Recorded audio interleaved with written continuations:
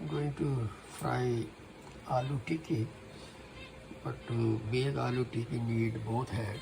This is the basin, which is a black garbanzo, they call gram flour.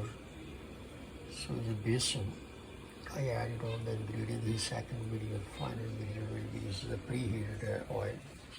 Right here is going on.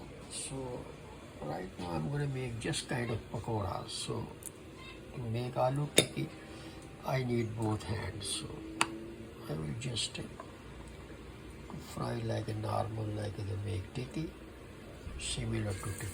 I just going to push that here. Push it with the spoon. And tiki have to be round, like a patties.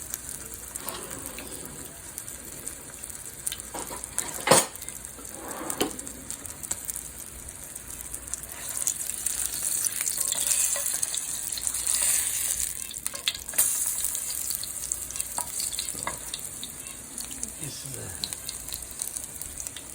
kind of same. I'm gonna just turn on once it's a golden brown. I will take out, and I'm gonna make tiki with both hands.